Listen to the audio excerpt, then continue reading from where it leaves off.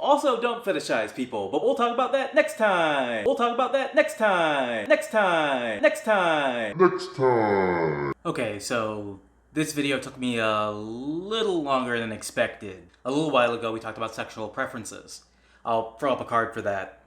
But today we're going to talk about a seemingly opposite but very related phenomena called fetishization. Fetishization stems from the same reasoning sexual preferences use, generalizing a whole race, gender identity, etc., and then making a judgment based off that generalization. For example, a white sub could think that all black people are just inherently more dominant than any other race. Thus, they're always seeking a black dom. And while this dominance is a very positive trait to that sub, it's not true of all black people. There's nothing inherent about black people that make them more dominant than any other race. While dominance may be seen as a positive trait, not all fetishization ascribes positive traits to the object.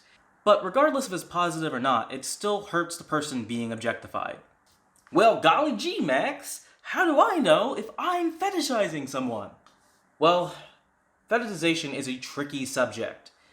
There are certainly fetishes that are really easy to spot. You see people with things on their profile like, oh, I'm looking for trans. Not trans people, just trans. Or T-slur, or S-slur. Or, oh, I'm looking for that BBC. Or a spicy Latin lover. Or, anything that, just comes off as off.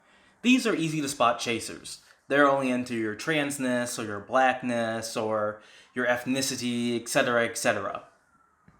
But it's not always easy to spot a fetishist. Some fetishists are more covert about this. And I don't want to say that's not a problem, because that could lead to respect or intimacy issues further down the line in a relationship, especially if you or whoever's being fetishized in this context doesn't live up to whatever ideal that the fetishist has in mind.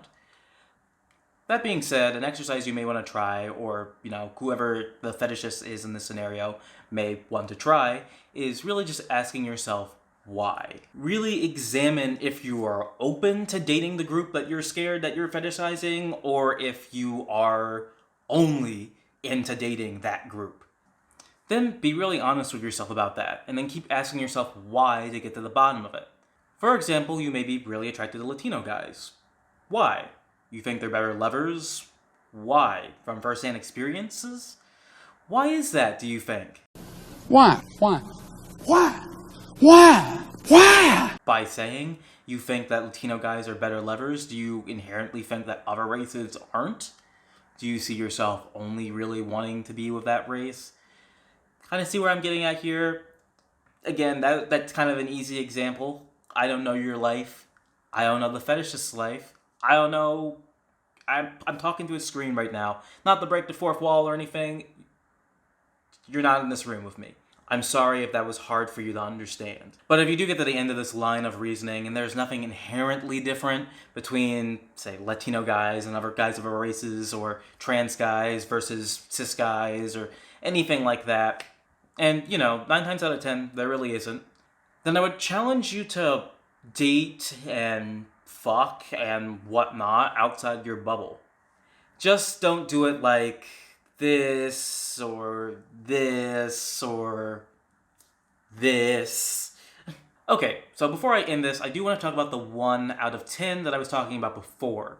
And that's where I'm really seeing bonds that are kind of formed under a mutual understanding of identity. For instance, a lot of trans people are T for T.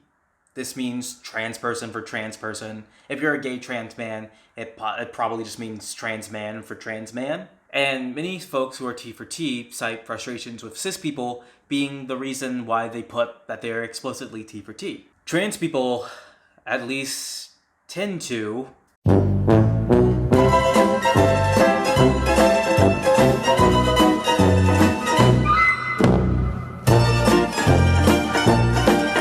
Well, just as I thought, trash. Did it get cold in here, or is it just me? Probably just me. Where was I? Oh yeah, other trans people tend to understand other trans people's identity and experiences and don't question them or try to challenge them on that front.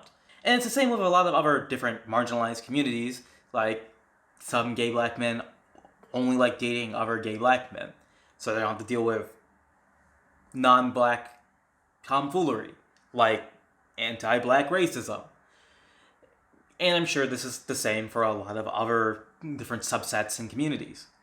Because I know firsthand it's certainly comforting to date and screw around with people who confirm your identity.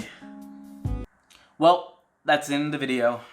Do the YouTube things, like, comment, and subscribe.